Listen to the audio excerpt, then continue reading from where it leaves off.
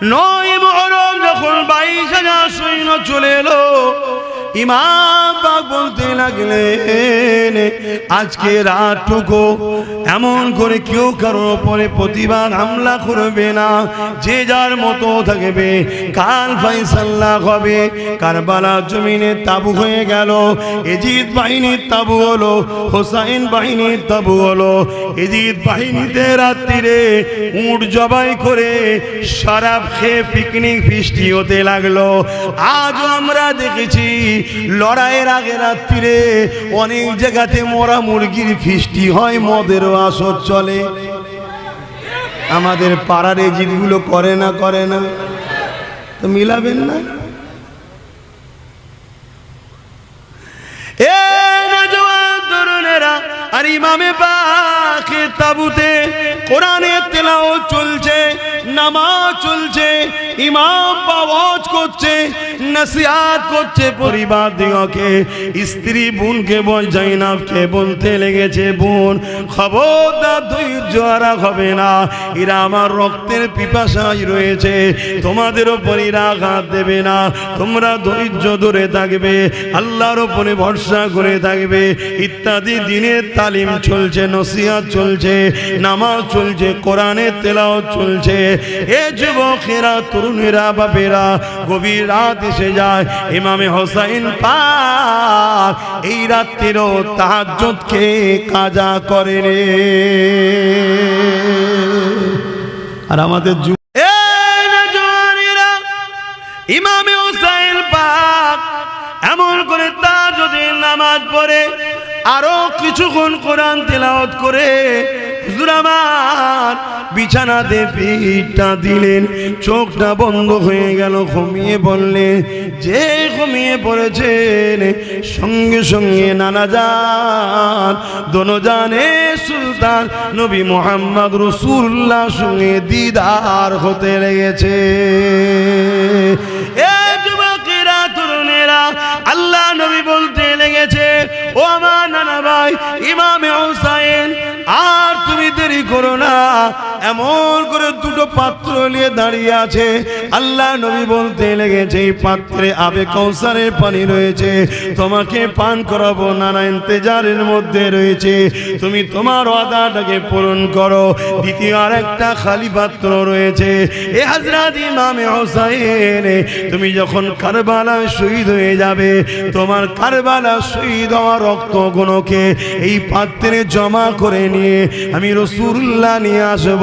কাল কিয়ামতের ময়দানে যখন আমার উম্মতিদের গুনার পাল্লা ভারী হয়ে যাবে, নেকির পাল্লা হালকা হয়ে যাবে, তোমার এই রক্তের বিনিময়ে, টোপা টোপার বিনিময়ে কোটি কোটি উম্মতকে জান্নাতের দরখাস্ত রাখবো। কারবালার মাঠে ইমামে হোসাইন পাক যখন গেলেন, অ্যাকচুয়ালি তিনি তো কুফার জমিনে যেতেছিলেন, কেননা কুফার মানুষেরা ইমাম হোসেন পাককে দাওয়াত দিয়েছিলেন।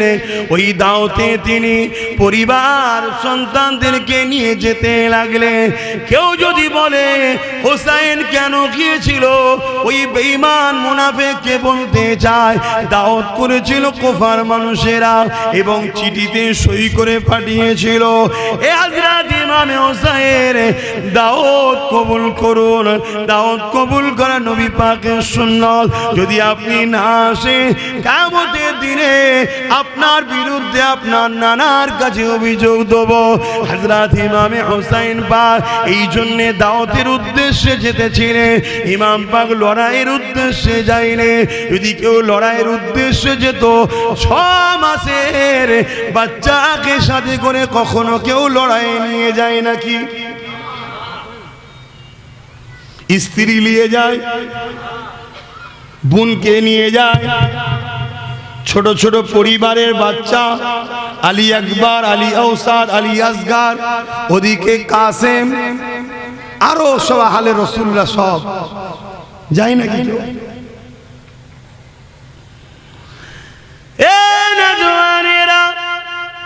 এই খবরটা এজিদের কাছে চলে গেল। এজিদ 1000-এর উপরে সৈন্য পাঠিয়ে ইমামে হোসাইন পাককে কুফার জমিনে যেতে দেবে না, এই জন্য রাস্তা আটকাবার জন্য পাঠিয়ে দিল। কেন আমার হোসাইন যদি চলে যায়, কুফার মানুষেরা ন্যায়ের পক্ষে দাঁড়িয়ে যাবে, ইনসাফের পক্ষে দাঁড়িয়ে যাবে, মনুষ্যত্বের পক্ষে দাঁড়িয়ে যাবে। জালিম এজিদ সে চিন্তা করতে লেগেছে, কুফা যদি আমার হাত থেকে ফসকে যায়, কুফার মানুষ যদি আমাকে আর না সাপোর্ট করে, আর যদি ভোট না দেয়, এই চিন্তায় জালিম এজিদ পরেশান হয়ে গিয়ে তার ফোর্স দিয়ে ইমাম হোসাইন পাককে রুখে দিয়েছিল। এই রকমই একটা ঘটনা নবী ইমাম পাকের গোলামের সঙ্গে ঘটেছিল। আপনারা নিশ্চয়ই জানেন, আমার ভাঙরে দাওয়াত ছিল, রাজ্য প্রশাসন পুলিশ দিয়ে রাস্তা আমার রুখে দিয়েছিল, জলসাতে দাওয়াতে যেতে দেয়নি। জানেন তো নাকি? এ নওজওয়ানেরা, ইমামে হোসাইন পাককে হুর বিন ইয়াজিদের নেতৃত্বে 1000 সৈন্য দিয়ে এমন করে কারবালাতে রুখে দেওয়া হলো। ইমামে হোসাইন পাককে বলা হলো, আপনাকে ইয়াজিদের দরবারে যেতে হবে, এর জন্য আমাকে পাঠানো হয়েছে, আপনাকে কুফায় যেতে দেওয়া হবে না। ইমাম পাক বলতে লাগলেন, কার এত বড় সাহস হয়েছে আহলে রাসূলকে তোমরা রোখো, যে মুখে নবী পাকের কলেমা পড়ো, যে মুখে মুসলমান দাবি করো, ওই মুখে নবীর খানদানকে তোমরা রাস্তা রোখো। এই বলেই খুদি খুদে লাগলো। এমন করে আরো 4000 সৈন্য চলে এলো। অনেক বড় লম্বা চওড়া কথা। এ যুবকেরা, তরুণেরা, বাপেরা, একদিন দুদিন চলে গেল, 9 মুহররম এসে গেল। এমন করে সৈন্য সংখ্যা বাড়তে লাগলো। 9 মুহররমে 22,000 সৈন্য কুফার জমিনকে ঘিরে ফেললো। মাত্র একজন হোসাইনকে ধরার জন্য 22,000 সৈন্য পাঠানো হয়েছে। ভেবে দেখেন ইমানদারের পাওয়ার কি হতে পারে। যাদের কথা শোনাই না, তাদের সঙ্গে জুড়তে চাই না, তাদের লেবাস দেখে ছুটলে হবে না, তাদের দাড়ি দেখে ছুটলে হবে না, তাদের নামাজ দেখে ছুটলে হবে না। কারণ নামাজ তো আব্দুল্লাহ ইবনে উবাইও পড়েছিল, যার মুখ ভর্তি দাড়ি ছিল। নবী পাককে ইক্তেদা করে নামাজ পড়তো, নবী পাকের সঙ্গে হজ করেছে, নবী পাকের সঙ্গে জিহাদে গেছে, নবী পাকের সঙ্গে দান খয়রাত করেছে। এ যুবকেরা, অপর দিকে আবু বকর সিদ্দিক, তিনিও নামাজ পড়েছে, তিনারও মুখে দাড়ি ছিল, টুপি ছিল, জুব্বা ছিল। আব্দুল্লাহ ইবনে উবাইরও দাড়ি, টুপি, জুব্বা ছিল। কিন্তু আব্দুল্লাহ ইবনে উবাই কোরআন ঘোষিত মুনাফিক, জাহান্নামী। আর সিদ্দিক আকবর, আল্লাহ নবী দুনিয়া থেকে সার্টিফিকেট পাওয়া জান্নাতি।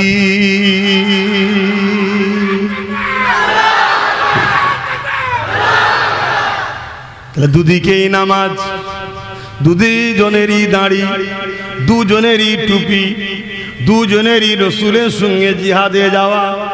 একজন জাহান্নামী, একজন জান্নাতি। কারণ কি? হযরত আবু বকরকে জিজ্ঞাসা করা হয়েছিল, ও হযরত আবু বকর, কারণ কি?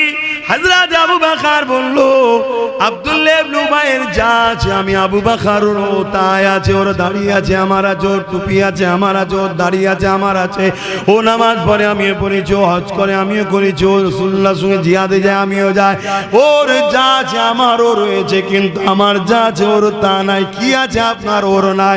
হযরত আবু বকর বলেছিলেন, আমার দিলে নবীর প্রেম আদব আছে, এটা ওর না, এজন্যে ও জাহান্নামী, নবীর প্রেম আদবের জন্য জান্নাতি।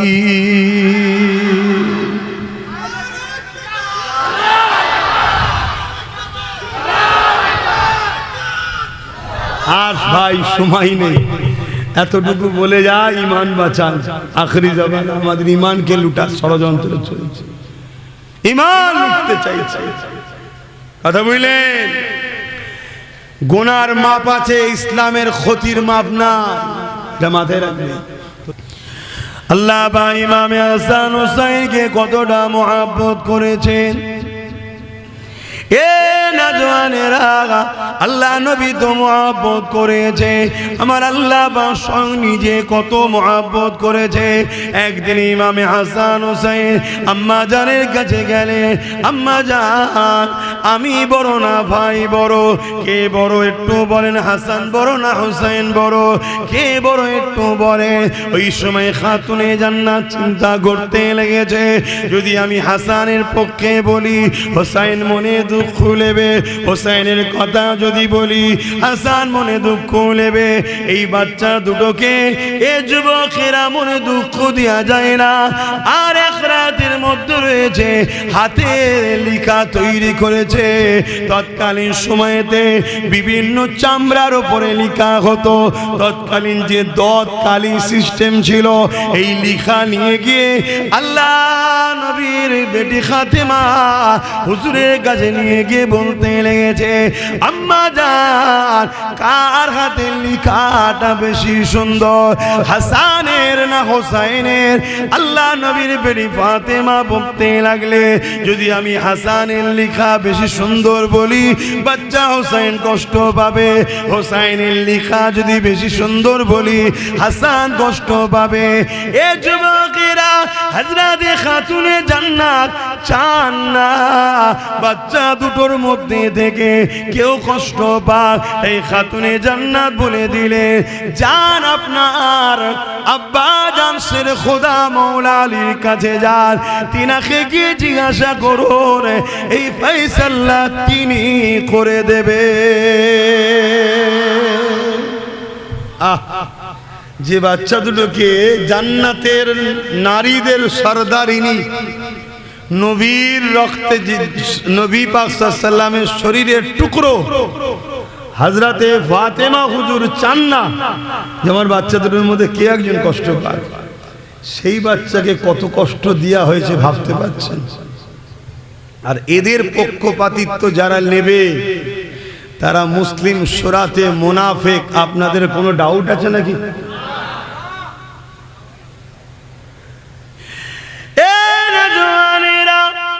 হযরত ইমামে হুসাইন হুজুর এমন করে দেখা যায়, ইমামে হাসান হুজুর আমার রাসূলুল্লাহর জামাতা, তিনাদের আব্বা জান হযরতে মাওলা আলীর কাছে চলে গিয়ে বলতে লাগলেন, আব্বা জান কার হাতে লেখাটা ভালো একটু বলুন। আমার না হাসান হুসাইন দুজনে দেখাতে লেগেছে কার লেখা ভালো। হযরতে মাওলা আলী শেরে খোদা তিনিও চান না বাচ্চা দুটোর মধ্যে একজনের কথা বললে আর একজন কষ্ট পাবে, এই বাচ্চা দুটোকে কষ্ট দেওয়া যাবে না। এই জন্য তিনিও বললে, বাবা তোমরা চলে যাও দোনোজানে সুলতান তোমার নানা নবী মুহাম্মদ রাসূলুল্লাহর কাছে। একটা তো কারো বললি হতো না। ইমামে হুসাইন পাক এমন করে তাহাজ্জুদের নামাজ পড়ে আরো কিছুক্ষণ কোরআন তেলাওয়াত করে হুজুর আমার বিছানাতে পিঠটা দিলেন, চোখটা বন্ধ হয়ে গেল, ঘুমিয়ে পড়লেন। যে ঘুমিয়ে পড়েছেন সঙ্গে সঙ্গে নানা জান দোনোজানে সুলতান নবী মুহাম্মদ রাসূলুল্লাহ সঙ্গে দিদার হতে লেগেছে। এ যুবকেরা তরুণেরা, আল্লাহ নবী বলতে লেগেছে, ও আমার নানা ভাই ইমামে হুসাইন আর তুমি দেরি করো না। এমন করে দুটো পাত্র নিয়ে দাঁড়িয়ে আছে। আল্লাহ নবী বলতে লেগেছে, এই পাত্রে আবে কাউসারের পানি রয়েছে, তোমাকে পান করাবো। নানা ইন্তেজারের মধ্যে রয়েছে, তুমি তোমার ওয়াদাটাকে পূরণ করো। দ্বিতীয় আর একটা খালি পাত্র রয়েছে। এ হযরত ইমামে হুসাইন তুমি যখন কারবালায় শহীদ হয়ে যাবে, তোমার কারবালা শহীদ হওয়া রক্তগুলোকে এই পাত্রে জমা করে নিয়ে আমি রাসূলুল্লাহ নিয়ে আসবো। কাল কিয়ামতের ময়দানে যখন আমার উম্মতিদের গুনার পাল্লা ভারী হয়ে যাবে, নেকির পাল্লা হালকা হয়ে যাবে, তোমার এই রক্তের বিনিময়ে, টোপা টোপার বিনিময়ে কোটি কোটি উম্মতকে জান্নাতের দরখাস্ত রাখবো। আল্লাহ আল্লাহ। আজ আমরা কি করছি বলি? সেই হোসাইন হুজুরের শহীদ হওয়া, কষ্ট করা, ইসলাম রেখে গেছে, আমরা কি করছি? আমরা ইসলামের জন্য ভাবছি? তরুণেরা, হযরত ইমাম হোসাইন পাক এই সময় দেখা যায় হুজুর আমার যখন ঘুমটা ভেঙে যায় আর এমন করে হাসতে লেগেছে, নানা জানকে দেখেছে, বড় খুশিতে রয়েছে। হযরতে এমন করে যায়নাব বোন চলে এসেছে। ভাই আপনি হাসেন কেন? কারণ কি ভাই? হযরত ইমাম হোসেন বলতে লেগেছে, বোন রে তুমি সবাইকে দেখবে আর তোমাকে যা জানাচ্ছি কাউকে জানাতে যেও না।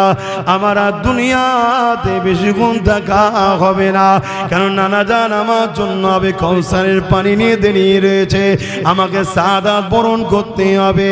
নানার সঙ্গে আমার যে ওয়াদা হয়েছে এই ওয়াদাকে আমাকে পূরণ করতে হবে। এই যুবকেরা, তরুণেরা, বাপেরা একটা কথা বলে যাচ্ছি, মনে রাখবে, যেটা আমার নবী পাকের মধ্যে নাই ওটা কখনো নিয়ামত হতে পারে না। নবীর মধ্যে নবুয়াত রয়েছে, এই নবুয়াত সমস্ত নবীরা আমার নবীর নবুয়াতের ঝুলি থেকে পেয়েছে। যদি নবীর মধ্যে নবুয়াত না থাকতো, অন্য নবীদের নবুয়াতের কোনো দাম থাকতো না। নবীর মধ্যে সিদ্দিকিয়াত আছে, এই পুরো পৃথিবীর সিদ্দিকিয়াতরা নবী পাকের সিদ্দিকিয়াত থেকে সিদ্দিকিয়াত পেয়েছে। যদি নবীর মধ্যে সিদ্দিকিয়াত না থাকতো তাহলে সিদ্দিকিয়াতের কোনো মর্যাদা হতো না। সালেহীন নবীর মধ্যে সালিয়াত আছে, এই সালিয়াত থেকে পুরো কায়নাতে সালিয়াত না সালিয়াত পেয়েছে। যদি নবীর মধ্যে মাকাম না থাকতো তাহলে দুনিয়ার কোনো সালিয়াতের মর্যাদা থাকতো না। কিন্তু এখানে বুঝার বিষয়, আল্লাহ নবী তো শহীদ হয়নি, তাহলে শহীদানদের মর্যাদা কি করে হতে পারে? যে তাহলে হোসাইন হুজুরের শহীদটা হাকিকাতে কার শহীদ? এর চেয়ে বেশি আগানো যাবে না, একটু ভাবার বিষয়, তাই তো নাকি? সময়ও কম। নবী পাকের প্রেমিকেরা, নাই দুনিয়ায় এত বড় বড় শহীদ রয়েছে। আল্লাহ নবী চাচা যান হযরত হামজা হুজুরের কলিজা খানা বার করে চিবানো হয়েছে। এমন করে উহুদের ময়দানে 70 জন সাহাবা হুজুর শহীদ হয়েছে। বদরের জমিনে 13 জন সাহাবা হুজুর শহীদ হয়েছে। কত শহীদান হুজুররা রয়েছে, সবটা আমাদের কাছে দুঃখজনক, বেদনাজনক। কিন্তু ইমাম পাকে বিষয়টা আমাদের কাছে যে দুঃখ, যে কষ্ট, যে ব্যথা, যে করুণ দেয়, ওটা কিন্তু অন্য শহীদের বেলায় হয় না। কারণটা কি? কারণ কি? অনেক কারণ রয়েছে, তার মধ্যে একটা কারণ হলো অন্য অন্য শহীদ গুণ হওয়ার পরে ঘটনা ওয়াকিয়া তৈরি হয়েছে। আর আমার ইমাম পাক দুনিয়ার জমিনে যখন ছোট ছিলেন তখনও নবী পাক সাহাবাদের বলেছে, এ আমার সাহাবারা, আমার একদল উম্মত দাবিদাররা আমার বাচ্চাকে কারবালায় বড় নির্মমভাবে শহীদ করবে। অর্থাৎ ঘটনার আগে ওয়াকিয়া নবী জানিয়ে দিয়েছে। সময় দিয়ে খেয়াল করে সংক্ষেপ করছি, মনে রাখবেন কারবালায় দুটো তাবু হয়েছিল, একটা ইয়েজিদিদের আর একটা হোসাইন পাকের। ইয়েজিদের তাবুতে আজান হয়েছে, হোসাইনের তাবুতে আজান হয়েছে, ইয়েজিদের তাবুতে নামাজ হয়েছে, হোসাইনের তাবুতে নামাজ হয়েছে। ইয়েজিদের তাবুতে নামাজের তাসাউতের বৈঠকে বসে আল্লাহুম্মা সাল্লি আলা মুহাম্মাদ ওয়া আলা আলি মুহাম্মাদ বলা হয়েছে, এমন করে হোসাইনি তাবুতও বলা হয়েছে। কিন্তু মনে রাখবে, দুই আযান কবুল হবে না, দুই নামাজ কবুল হবে না, দুই নামাজ কি বলে, দুই তাসাউদ, দুই দরুদ কবুল হবে না। তাহলে আপনারা বলুন, এজিদের তাবুত আযান, হোসাইনের তাবুত আযান, আপনাদের দিল কি বলছে, এজিদেরটা কবুল, হোসাইনেরটা কবুল নয়। তাহলে ওটা কবুল নয়। তাহলে সেদিন যদি দুটো আজান থাকতে পারে, আজও সমাজে দুটো আজান আছে না নাই? সেদিন যদি দুটো নামাজ থাকতে পারে, আজও মুসলমানের মধ্যে দুটো নামাজ আছে না নাই? কেন এরাও তো এজিদ রে বাবা, এজিদ নয়? আপনাদের কি কষ্ট লাগলো?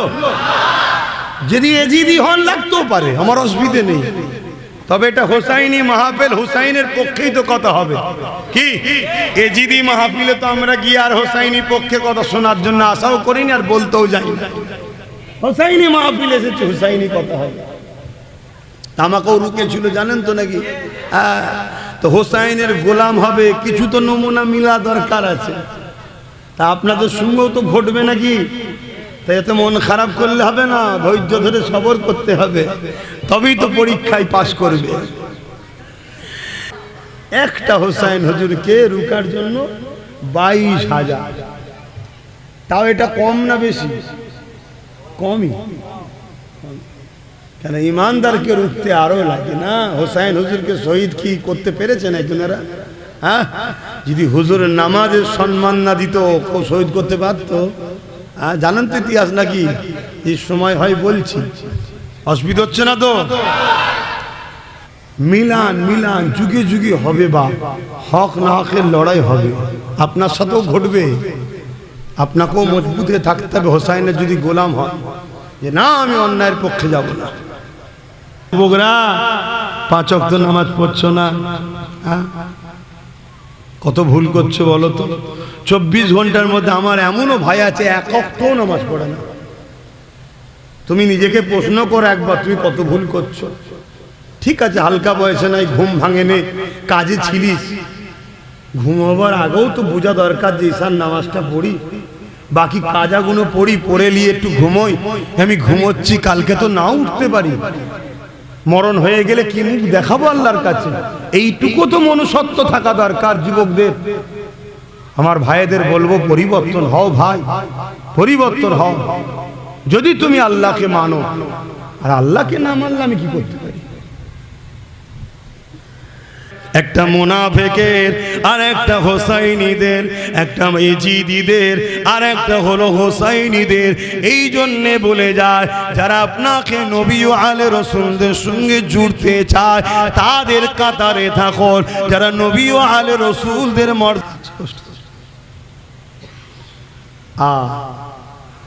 আমার রসুলের পাকের কাছে এলেন, নানা যান কি হয়েছে? আমাদের দুজনের মধ্যে কাল্লিকা ভালো নানা। আহারে, আল্লাহ নবীও চুপ করে গেলেন। ভাবছেন আল্লাহ নবীও চুপ করে গেলেন। এই বাচ্চাদের কথা আলোচনা হবে না তো কাদের কথা হবে? শুনে রাখো, এই বাচ্চাগুলো কি আল্লাহ নামাজের নামাজ করেছে? জোরে বলুন সুবহানাল্লাহ। নামাজ কবুল করাতে গেল এই বাচ্চাদের উপরে মহব্বতের সাথে সালাম ও দরুদ দিতে হয়। আল্লাহুম্মা সাল্লি আলা মুহাম্মাদিন ওয়া আলা আলে মুহাম্মাদ। কথা মাথায় ঢুকছে? কিছু লোক আছে এসে আলোচনা করলে বলে, ও সব শুনে কি করব? কপাল ফাটা, তুই নামাজ চিনলি, নামাজের নামাজকে চিনলি না। এজন্যই তো নবী বলেছে 72টা দল, নামাজ, দাড়ি, টুপি, জুব্বা সব থাকবে, পরও জাহান্নামে যাবে। এই কারণে তাদের আকীদা ঠিক নেই, তাদের ঈমান ঠিক নেই। আল্লাহ নবী বাচ্চা দুটোর মুখে দিয়ে তাকায়, কখনো হাসানের দিকে দেখে, কখনো ইমামে হোসাইনের দিকে দেখে, কখনো ইমামে হাসানের দিকে দেখে, কখনো ইমামে হোসাইনের দিকে দেখে। দেখে বলতে লেগেছে, নানা ভাই, তোমাদের হাতের লেখার মধ্যে দিয়ে কার হাতের লেখাটা বেশি ভালো? এর সমাধান আমি রাসূলুল্লাহ আল্লাহ পাকের কুদরতি হাতে দিয়ে দিলাম।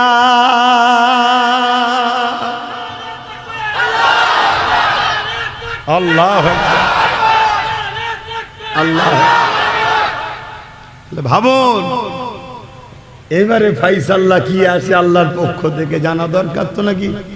হ্যাঁ যুবকরা, জানবে না? জান্নাতি যুবকদের সর্দার, যার দিলে হাসান হুসাইনের সাচ্চা প্রেম আছে। সাচ্চা প্রেম কেন, কিছু ঢুঙ্গি প্রেম বেরিয়েছে, মদ খায় বুকে চাপড়ে বলে হাসান হুসাইন।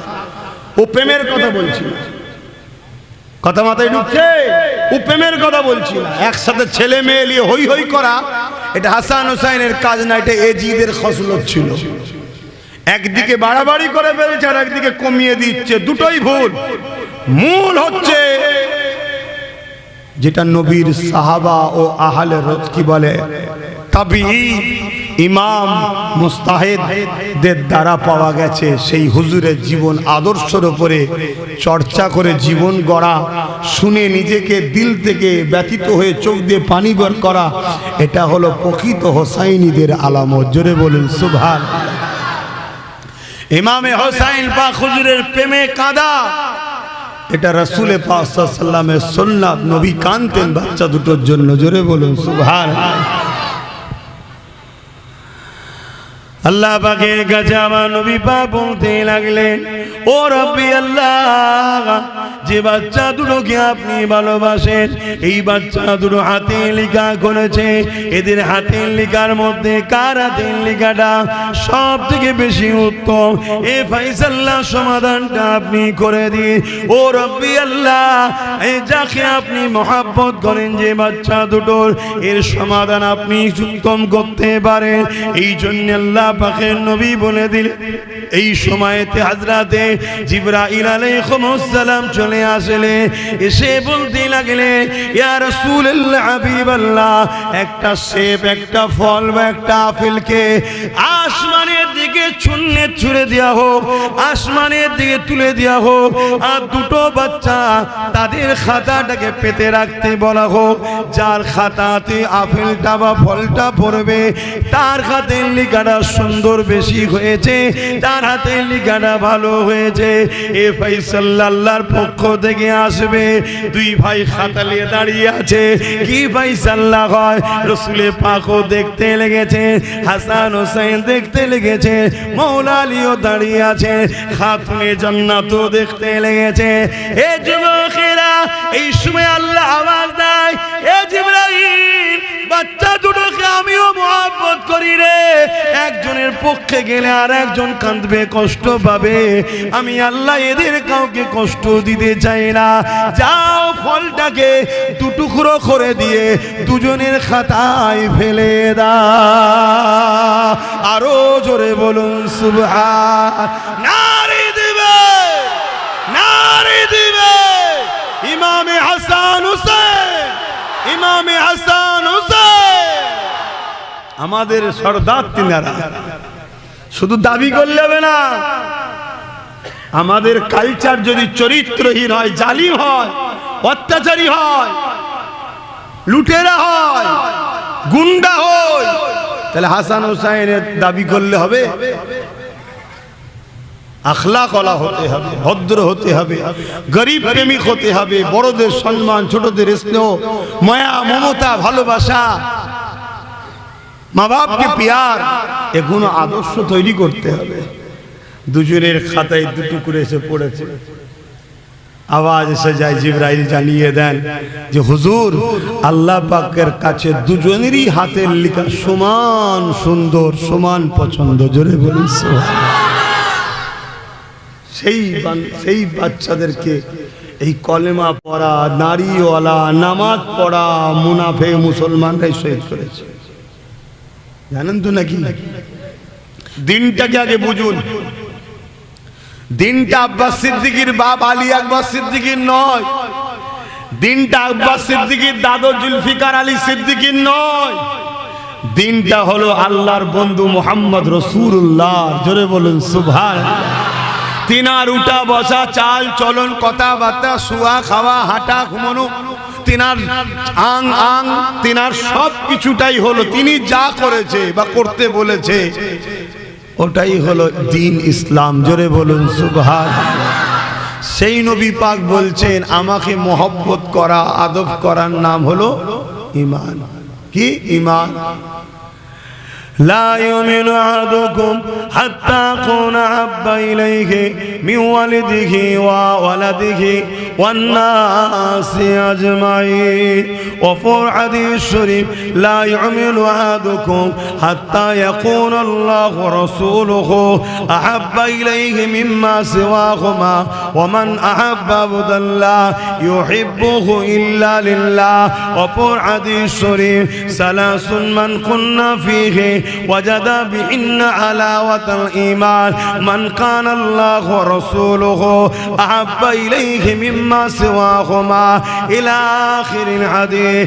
এ যুবকেরা, তরুণেরা, বাপেরা, মায়েরা, তিনটে হাদিসের একটাই কথা, তোমাদের ধন দৌলত, তোমাদের জমি জায়গা, তোমাদের ঘর বাড়ি, তোমাদের টাকা পয়সা, তোমাদের নেতা খেতা, তোমাদের পদ থেকে, তোমাদের সম্মান থেকে, তোমাদের তক্তা থেকে, তোমাদের রাজ পাওয়ার থেকে, রাজ পজিশন থেকে, এমনকি নিজের জানের থেকে আল্লাহ ও রাসূলকে যদি বেশি না ভালোবাসতে পারো ততক্ষণ পর্যন্ত ঈমানদার হতে পারবে না। কতটা ভালোবাসতে হবে? জানের থেকেও বেশি। ওই মজলিসে হযরত ওমর ফারুক বসেছিলেন। হুজুর আমার উঠে দাঁড়িয়ে গেলেন, ইয়া রাসূলুল্লাহ, হাবিবাল্লাহ, আমি আপনাকে সব কিছু থেকে বেশি ভালোবাসি, ইল্লা মিন নাফসিন, জানের থেকে নয়। কার কথা বলছি শুনছেন তো? দ্বিতীয় খলিফা নবী বলছে আমার পরে যদি কেউ নবী হতো, হবে না তো, আর বন্ধ তো, তাহলে উমর নবী হবার উপযুক্ত। সেই উমর ফারুক দাঁড়িয়ে গিয়ে বলছে, হুজুর সবকিছুর থেকে বেশি ভালোবাসি, ইল্লা মিন নাফসিন, জানের থেকে নয়। আল্লাহ নবী বলছে উমর হবে না, ঈমান হবে না, জানের থেকে বেশি ভালোবাসতে হবে। তাহলে আমাদের জন্য কি এই ফয়সালাই তো নাকি আলাদা? হযরত ওমর ফারুক আমার দাঁড়িয়ে গেলে, ইয়া রাসূলুল্লাহ, হাবিবাল্লাহ, আমি উমর সাক্ষী দিচ্ছি আমি আমার জানের থেকে আপনাকে বেশি ভালোবাসি। আল্লাহ নবী বললেন, উমর ঈমান কমপ্লিট।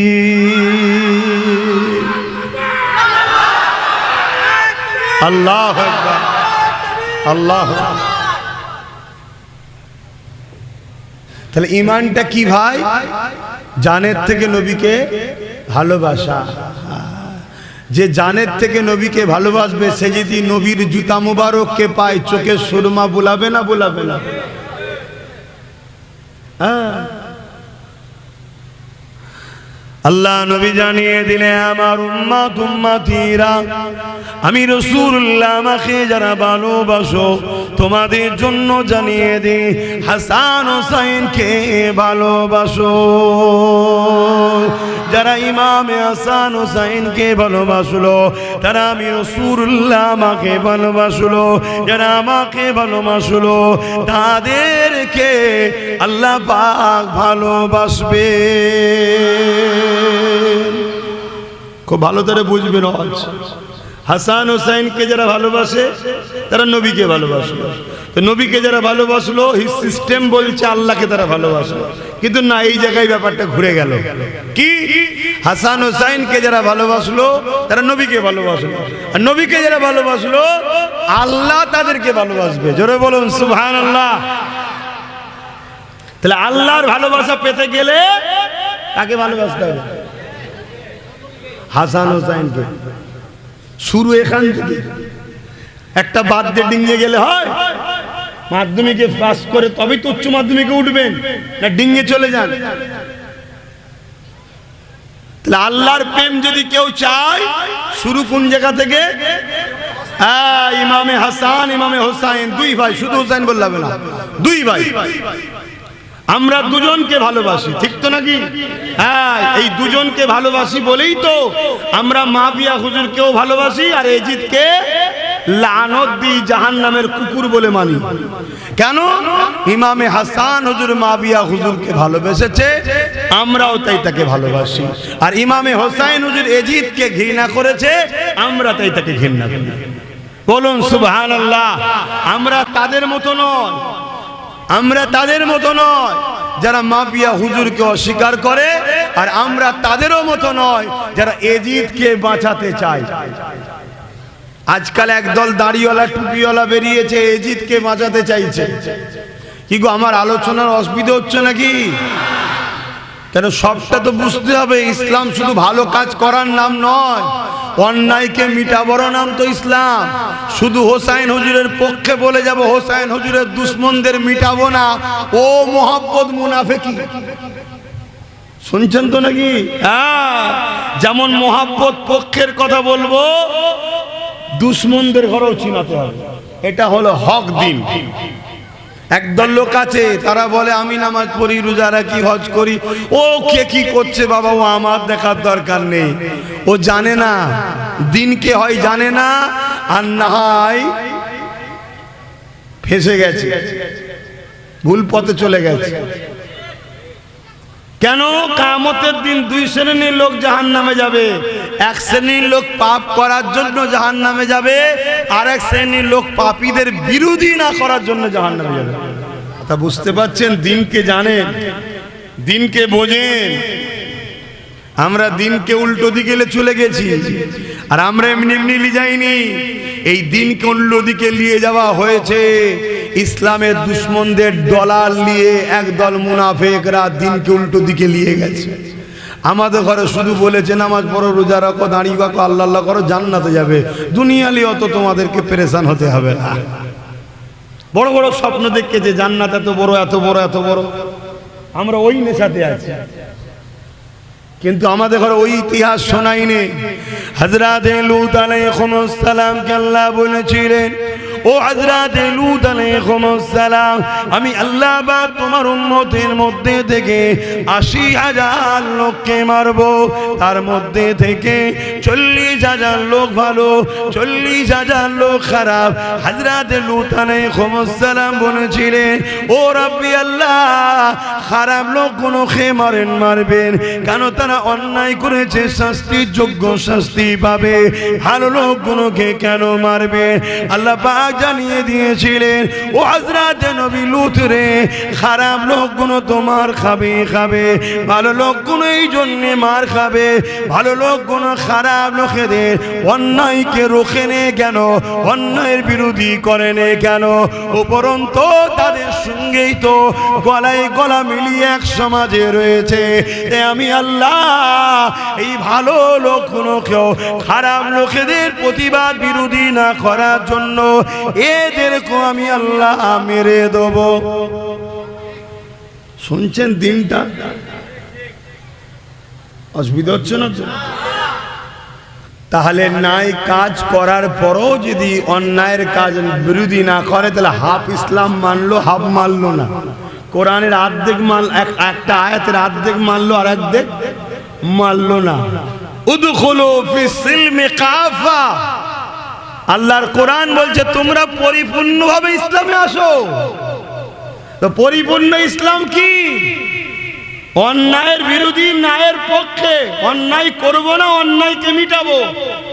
ন্যায় করব, ন্যায়কে প্রতিষ্ঠিত করব। জোরে বলুন সুবহানাল্লাহ। চেষ্টা তো করো। তাহলে নবী পাক বললেন, আমাকে মহব্বত করতে গেলে হাসান হোসাইনকে মহব্বত করতে লাগবে। হাসান হোসাইনকে যারা মহব্বত করলো, তারা আমি রাসূলুল্লাহ আমাকে মহব্বত করলো।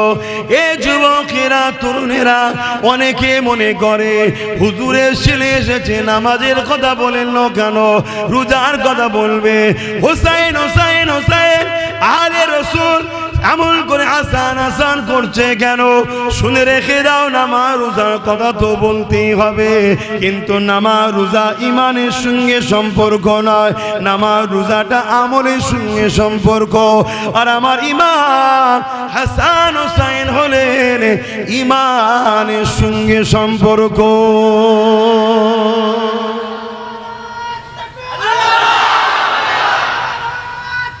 আল্লাহু আকবার, জিন্দাবাদ। তাহলে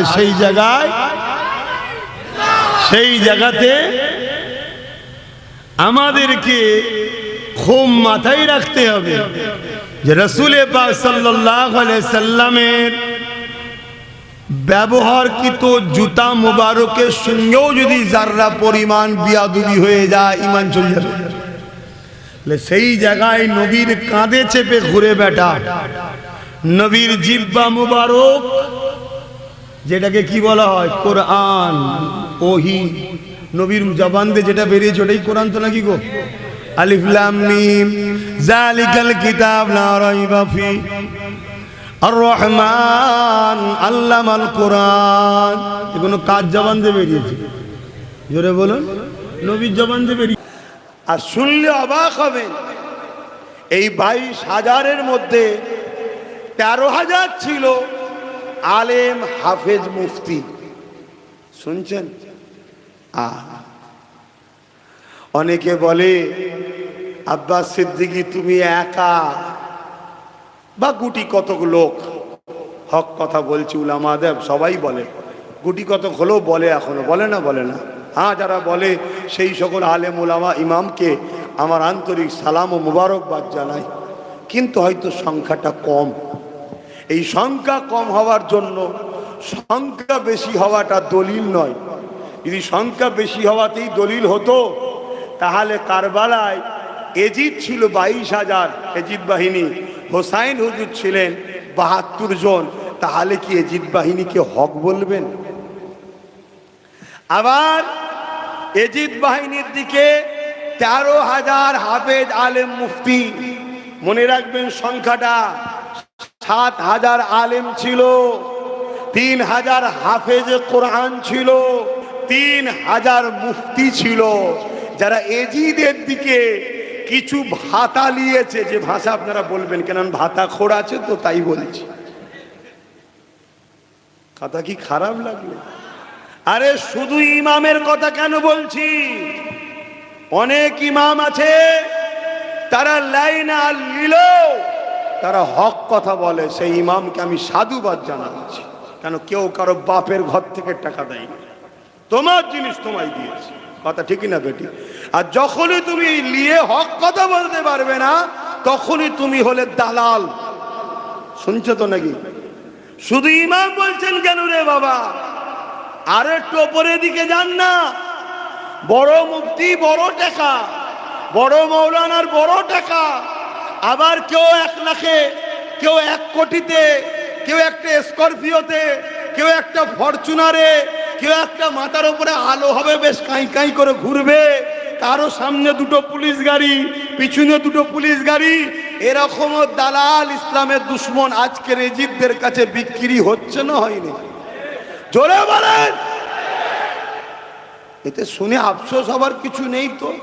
আমি আপনাকে আজকে আরো একটা কথা বলে যাচ্ছি, আমাকে মানেন দাদা হুজুরকে দেখে, না দাদা হুজুরকে মানেন আমাকে দেখে? দাদা হুজুরের জন্য আমায় ভালোবাসেন, না আমার জন্য দাদা হুজুরকে ভালোবাসেন? এই আকীদাটা রাখবেন, তাহলে বেঁচে যাবেন। আর নাই কাল আব্বাস সিদ্দিকী যদি ঘোলা হয়ে যায়, আল্লাহ মাফ করুক, তার আগে যেন আল্লাহ আমার মরণ দেয়, বলুন আমিন। বললেন না? আমি জাহান্নামে যে আপনারা চান, তাহলে আমি ধ্বংস হবার আগে মরে যাওয়া ভালো, বলুন আল্লাহুম্মা আমিন। ওই জিন্দেগি চেয়ে লাভ নেই যে জিন্দেগিতে আল্লাহ ও রসুলের দুশ্মন হব, ওর থেকে মরে যাওয়া ভালো, 1000 গুণ ভালো। কথা শুনছেন? আগামী দিন যদি এরকমও হয়ে যায়, দাদা হুজুরের কোন আওলাদ চাকরি কেলেঙ্কারি, আরো কিছু কেলেঙ্কারিতে ধরা পড়েছে, এর জন্যে মন খারাপ করার কিছু নেই। কেন? আমি দাদা হুজুরের জন্যে ভালোবাসতাম, তার জন্যে দাদা হুজুরকে ভালোবাসিনি। অতএব দাদা হুজুর ছিল, আছে আমাদের হৃদয়ে, কাতারও দাদা হুজুরের ময়দানে মাশরে দাঁড়াবো, বলুন ইনশাআল্লাহ। কারণ আখিরি জামানা, আল্লাহ নবী বলেছেন আখিরি জামানায় হাতের তালুতে আগুন রাখার থেকে ঈমান বাঁচানো বড় কষ্টকর। আল্লাহ নবী বলেন আখিরি জামানায় মসজিদ ভর্তি নামাজি হবে, একটাও ইমানদার থাকবে না। তাহলে ইমামটা কি ওর মধ্যে পড়ছে তো নাকি? আল্লাহ নবী বললেন আখিরি জামানায় আসমানের নিচে জমিনের ওপরে সব থেকে নিকৃষ্ট হবে একদল উলামা। সবাই নয়, একদল উলামা। নবী বলেছে না বলে না? তাহলে আমি সবাইকে খারাপ বলছি না। ভালো উলামাকে কেউ এহেনত করলে কুফরি হয়ে যাবে। আল উলামা এহেনতুল কুফরুন। আলেম উলামাদেরকে মানতেই হবে। নবীর ওয়ারিস তারা, তাদের চেহারা দেখলে সাহাবারা নবী দেখে যে নিয়ামত পেয়েছে, নবীর পক্ষের আলেম যারা তাদেরকে দেখলে ওই নিয়ামত উম্মতকে আল্লাহ দেয়। জোরে বলুন সুবহানাল্লাহ। তাহলে আলেম মানবেন না কেন? কিন্তু আলেম দুই ধরনের। একদল আলেম এলেম অর্জন করে আল্লাহ রসুলের পক্ষে বান্দাকে জুড়তে চায়। তাদের নমুনা কি? তারাদের সঙ্গে সময়ের শাসকের টক্কর থাকবে। শুনছেন তো নাকি? ইমামে আজম সেই সময়ের জালিম শাসকের সঙ্গে লড়াই ছিল। ইমাম মালিক সেই সময়ের জালিম শাসকের সঙ্গে লড়াই ছিল। ইমাম সুফিয়ান সাউরি, ইমাম বুখারী, ইমাম নাসাই চলে আসেন আমার হিন্দুস্তানে। সুলতান হিন্দ গরিবে নওয়াজ খাজা মুঈনুদ্দিন আজমিরির সঙ্গে সেই সময়ের জালিম শাসকের হিন্দুস্তানের টক্কর ছিল। চলে আসেন মুজাদ্দেদ আল-পেসানি, হতভাগা আকবর ছিল জালিম অত্যাচারী, কোরআনের নকল কিতাব বার করেছিল, দ্বীনে ইলাহি টক্কর ছিল। চলে আসেন আমার বাংলায় মুর্শিদে আলা সৈয়দনা আবু বকর সিদ্দিক আল কুরাইশ আল হাসিমি ফুরফুরাবি রহমাতুল্লাহ আলাইহি ব্রিটিশ হুকুমতের সঙ্গে লড়াই ছিল। দেখছেন, সময়ের হাক্কানি আলেমের সঙ্গে সময়ের শাসকের কখনো বন্ধুত্ব হবে না, ঝগড়া হবেই, যদি সে শাসক জালিম হয়। জালিম না হলে আলাদা কথা। কথা বুঝছেন না? বোঝেন না? এই জন্যে বাপ আলেম দুই ধরনের। এলেম দুজনকেই আল্লাহ দিয়েছে। একজন এলেম দুনিয়ার জন্য খরচ করেছে, আর একজন এলেম আল্লাহ রসুলকে খুশি করার জন্য খরচ করে। খুব সাবধান। আখরি জামানা আমার ইমাম পাক যখন কারবালায় গেলেন, ৭,০০০ আলেম, ৩,০০০ মুফতি, ৩,০০০ হাফেজ, ওই কিছু ভিক্ষা পাবে, কিছু পদ পাবে।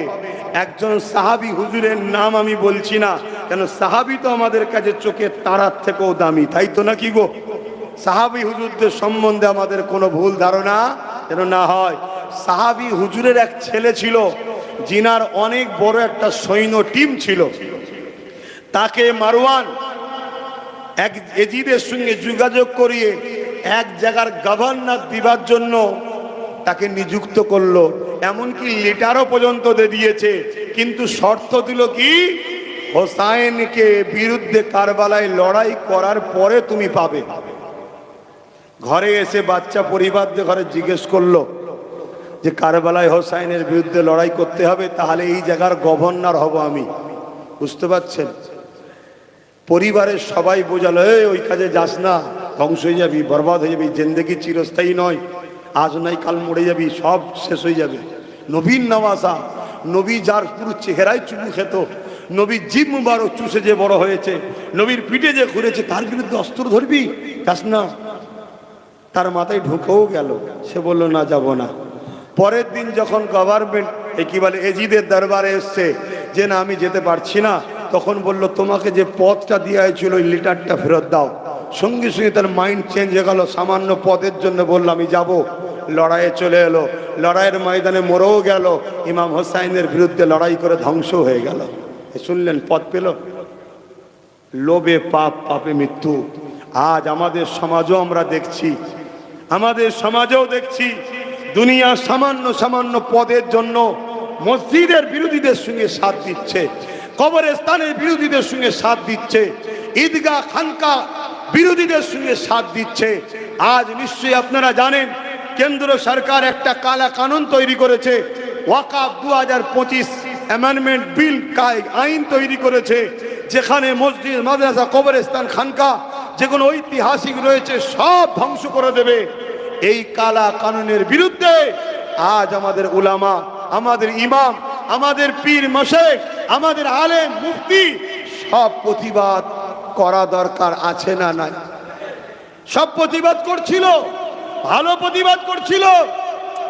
হঠাৎ করে আমার রাজ্য সরকার বলল আমার রাজ্যে প্রতিবাদ চলবে না, দিল্লি চলে যাও, যদি কেউ প্রতিবাদ করো সব থেকে বড় দুশ্মন আমি হব। বাস, সব আলেম উলামা মুফতি সব চুপ। কেন কেন কেন চুপ করে গেলেন? আপনার কাছে আল্লাহর আইনটা আগে নয়? আপনার কাছে আল্লাহর হুকুমটা আগে নয়? আল্লাহ বললেন অন্যায় দেখলে হাত দিয়ে রাখো, হাতে যদি না পারো মুখ দিয়ে প্রতিবাদ করো, মুখে যদি প্রতিবাদ করতে না পারো অন্তর থেকে ঘৃণা করো।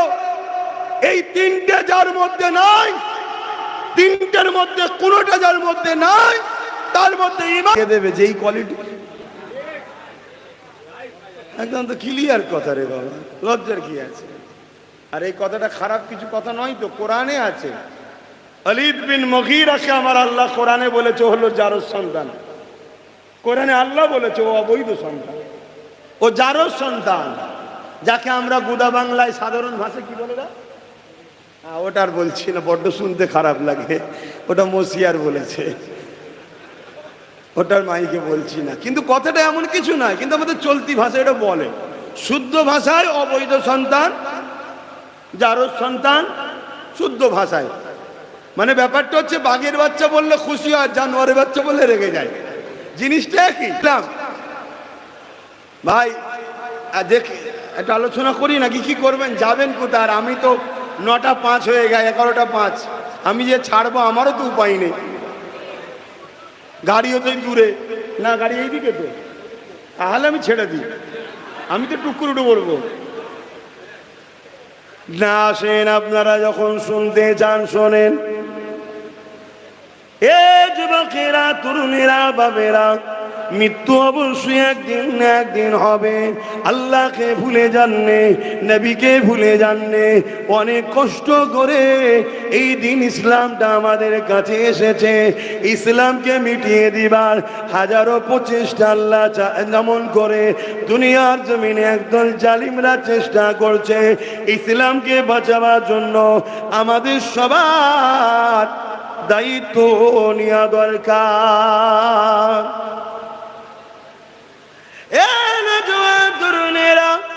ইমামে হোসেন বাকি বললেন, আমার রাজত্ব করার কোনো শখ নেই, আমার গদি দখলের কোনো শখ নেই, কিন্তু এজিদকে মানি কি করে?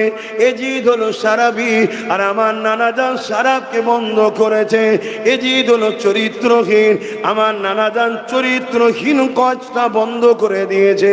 এজিদ হলো সমাজের বুকে প্রজাদেরকে জুলুম করে, আমার নানাজান জালিম রাজাদের বিরুদ্ধে লড়াই করেছে। এখানে আরেকটা কথা শুনে রেখে দেন, অন্যায়কারী, অত্যাচারকারী, জালিম শাসকদের বিরুদ্ধে লড়াই করা হলো নবীদের সুন্নাত। একটা নবী নয়, নবীদের সুন্নাত। মুসা নবী কার বিরুদ্ধে লড়েছিল? জালিম শাসক ফেরাউন। ইব্রাহিম নবী কার বিরুদ্ধে লড়েছিল? জালিম শাসক নমরুদ। কথা শুনছেন? এভাবে যুগে যুগে প্রচুর নবী এসেছেন যারা জালিম শাসকদের বিরুদ্ধে লড়াই করেছে। অতএব জালিম শাসকদের বিরুদ্ধে লড়াই করা নবীদের সুন্নাত।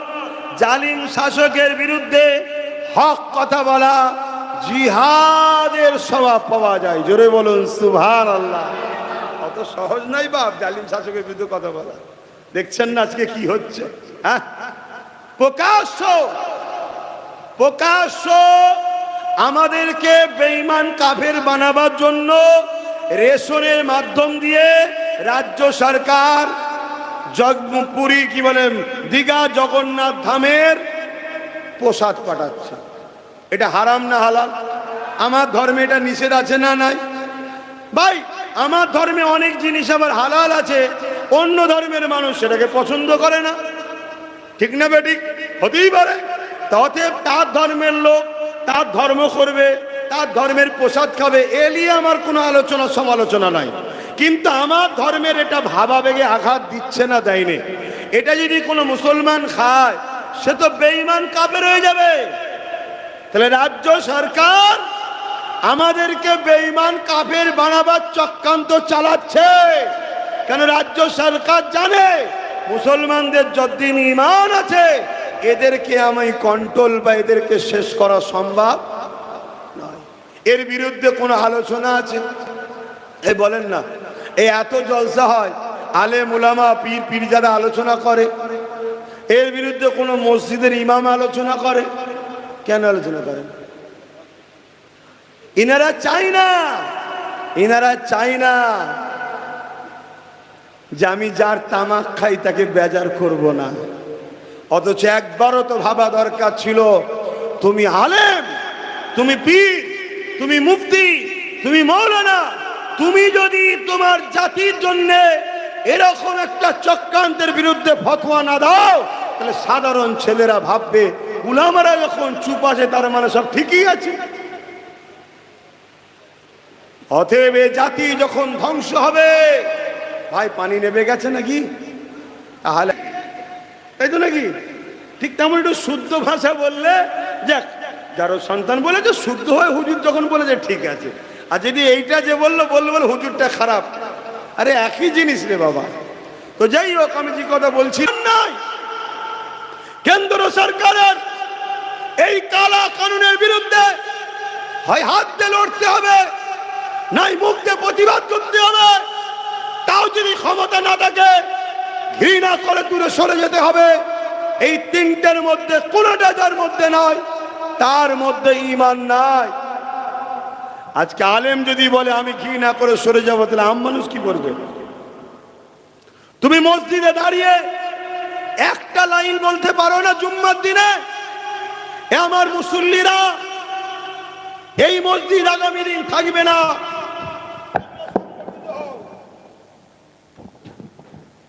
তোমরা সংগঠিত হও, তোমরা ঐক্য হও, তোমরা ভুলে যাও না ওয়াকফ কালা কানুনকে। প্রতিবাদ তোমাদের করতে হবে। তোমরা ভুলে যাওয়ার জন্য বাবরি মসজিদের কেস চলছিল সুপ্রিম কোর্টে, সে বাবরি মসজিদ আমাদের হাত থেকে ফসকে গেল, কেন আমরা চুপ করে গিয়েছিলাম। তাই আজ কিছু মুনাফেক আমাদেরকে বুঝাবে, কেস চলছে যখন আন্দোলন করার কি দরকার? বাবরি মসজিদেও তো কেস চলছিল, আন্দোলন না হওয়ার জন্য রায় উল্টো হয়ে গেল, এবং রায়টা হলো দেশের সর্বোচ্চ বড় আদালত থেকে সংবিধান বিরোধী রায় তৈরি হলো। এটা আমাদের দোষে হয়েছে। অতএব একটা লাইন বলতে পারছেন না, ভাই ওয়াকফকে ভুলে যাবেন না। আপনারা সংগঠিত হন, এর বিরুদ্ধে আন্দোলন করুন। ওয়াকফের দুশ্মন যে আমাদের দুশ্মন সে, এতটুকু বলতে সমস্যা কোথায়? আল্লাহর ঘরে দাঁড়িয়ে দুনিয়ার স্বার্থে আপনি কেন্দ্র সরকারের ভয় দেখিয়ে রাজ্য সরকারের কোলে তুলছেন এই মুসলমানকে, তখন আপনার মনে থাকে না যে আমি আল্লাহর ঘরে কি করছি? দ্বিতীয় নম্বর কথা, আলেম উলামা পীর পীরজাদা যে ধর্মের দোহাই দিয়ে আমাদের পেট চলে, সেই ধর্মের কথা বলার জন্য আমাদের পেট চলে। আজকে সেই ধর্মের বড় পেহচান হলো মসজিদ, মাদ্রাসা, ঈদগাহ, খানকা, কবরস্থান। তাই জলসায় 5টা মিনিট কি আলেম উলামারা বলতে পারছে না, যারা আমার ওয়াকফ কালা কানুন তৈরি করেছে তারাও যেমন আমার দুশ্মন, আমার ওয়াকফ নিয়ে আন্দোলন যারা করতে দিচ্ছে না তারাও আমার দুশ্মন। এইটুকু কথা বলা দরকার আছে না? না বলছে। তাহলে কোথায় আমরা কোথায়? 1 লক্ষ আলেম উলামা যদি সবাই কথা বলে, তাহলে কজমের উপরে চাপ দিবি? আর যখন 2-5 জন বলবে, সবাই মিলে তাকে চেপে ধরবে না? এই জন্য সবার মুখ খোলা দরকার। সবাই মুখ খুললে আর কাউকে চাপতে পারবে না। তাই যারা মুখ খুলছে না, বন্ধু চিনার সময় এসছে, গাদ্দার চিনার সময় এসছে, চিনুন। যদি না চেনেন, আগামী দিন চোখ ভ্যাল করে দেখবেন, যারে কাকে আপন মনে করেছিলাম, এ তো দেখছি আমার দুশ্মনের সঙ্গে কাঁধে কাঁধ মিলিয়ে ঘুরছে, তখন কিছু করার থাকবে না। আজ ইসলাম শরিয়াতের একটা ফতোয়া বলে আমি দোয়া করব। ইসলাম কি বলছে? অন্যায় দেখলে বলেন হাত দিয়ে রোকেন, যদি হাতে ক্ষমতা না থাকে মুখ দিয়ে প্রতিবাদ করেন, মুখে যদি ক্ষমতা না থাকে অন্তর থেকে ঘৃণা করেন। এই তিনটে বৈশিষ্ট্যর মধ্যে কোনোটা যদি না থাকে তার মধ্যে ঈমান। যে হাত দিয়ে রোখে তার ঈমান হলো এ ক্যাটাগরির, যে মুখ দিয়ে প্রতিবাদ করে তার দ্বিতীয় ক্যাটাগরির, যে অন্তরে ঘৃণা করে তারও ঈমান আছে কিন্তু খুবই দুর্বল। মাথায় থাকবে। তাহলে কেন্দ্র সরকার যে কালা কানুনটা করেছে এটা নাই না অন্যায়?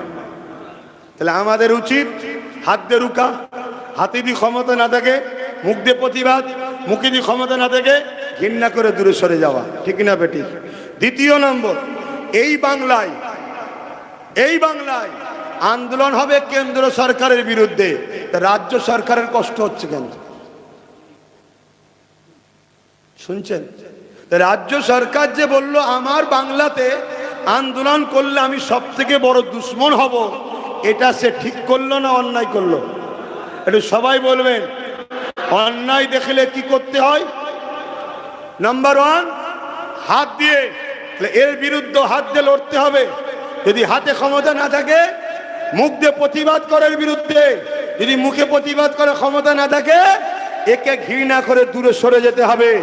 কোন মুসলমানের মধ্যে যদি এই তিনটের মধ্যে কোনোটা না থাকে তার মধ্যে ঈমান নাই। হতে পারে সে পীর দাবিদার, হতে পারে সে পীরজাদা, হতে পারে সে মুফতি, হতে পারে সে ইমাম, হতে পারে সে মৌলানা, যদি প্রকাশ্য নাও পারো এর সাপোর্ট করলে হবে না, অন্তর থেকে ঘৃণা করে থেকে সরে যেতে হবে। যদি না সরতে পারে রাসূলের হাদিস অনুযায়ী তার মধ্যে ঈমান নাই। এই কথাটা কি আমার ফতোয়া?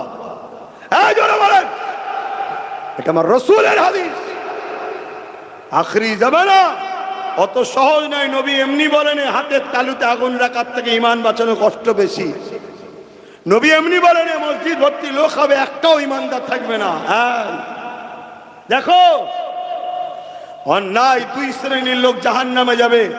এক শ্রেণীর লোক অন্যায় করার জন্য জাহান্নামে যাবে, আর এক শ্রেণীর লোক অন্যায়ের প্রতিবাদ না করার জন্য জাহান্নামে যাবে। মন দিয়ে শোনো, কুনতুম খায়রা উম্মাতিন উখরিজাত লিন-নাসি তা'মুরুনা বিল মা'রুফ ওয়া তানহাউনা আনিল মুনকার, এর নাম ইসলাম। এই দাড়ি, টুপি, নামাজ, রোজা, হজ, যাকাত যেটা কেলে আমরা খুব হই হই করছি, এটা হলো ব্যক্তি জীবনের ইসলাম। আমি নামাজ পড়লে আপনাদের লাভ হবে, আপনি নামাজ পড়লে আমার কিছু লাভ আছে, আমি টুপি পরেছি আপনাদের কিছু ফায়দা আছে, আমি দাড়ি রেখেছি আপনাদের কিছু লাভ আছে, আমি হজ করেছি আপনাদের কিছু ফায়দা হয়েছে। এটা ব্যক্তি জীবনের, আমি করব আমার লাভ। ইসলাম বলছে অন্যায়কে মিটিয়ে ন্যায়কে প্রতিষ্ঠিত করার নাম হলো ইসলাম। অর্থাৎ সমাজে যেন দুর্নীতি না থাকে, সমাজকে দুর্নীতি মুক্ত করতে হবে, চোর মুক্ত করতে হবে, খুন মুক্ত করতে হবে, রেপ মুক্ত করতে হবে, অত্যাচার মুক্ত করতে হবে, এতিমের অধিকার দিতে হবে, বিধবার অধিকার দিতে হবে, মা বাপের মর্যাদা দিতে হবে, স্বামীর মর্যাদা, স্ত্রীর অধিকার দিতে হবে, সমাজের এতিম অসহায় গরিবদের পাশে দাঁড়াতে হবে, মজলুমের পাশে দাঁড়িয়ে জালিমের বিরুদ্ধে লড়াই করার নাম হলো ইসলাম। সেই ইসলাম আমাদের মধ্যে কই? আমাদেরকে শুধু বাবারা বাবারা বাবারা বাবারা করে সব শেষ করে দিয়েছে। এখন আব্বাস সিদ্দিকী বলছে আপনাদের কষ্ট হচ্ছে নাকি? রাগ হচ্ছে মনে মনে না? অনেকে তো রাগে আমাকে গালিগালাজও করে, অনেকে রাগেতে গালিগালাজ করে। আর গালিগালাজ যারা করেছে ওদের মধ্যে কিছু আবার কপাল ভালো ছিল, খোদা হালকা করে টাচ করেছে, ফুরফুরা এসে ক্ষমা চেয়ে নিয়েছে, আমি মাফ করে দিয়েছি। কিন্তু কিছু বড় পাপীর তো সহজে মার হয় না। যেমন ফেরাউনকে মারবে আল্লাহ, মুসা নবীকে আল্লাহর কাছে বলছে আল্লাহ ফেরাউন খুব জ্বালাচ্ছে আমার কওমকে, আপনি ফেরাউনের বিচার করেন না। আল্লাহ বলল যাও মুসা, ফেরাউনের বিচার করব। মুসা আলাইহিস সালাম কওমকে সে বলল আল্লাহ বিচার করবে বলেছে। একদিন যায়, এক মাস যায়, এক বছর যায়, এক যুগ চলে যায়, মানে 12 বছর বিচার হয়নি।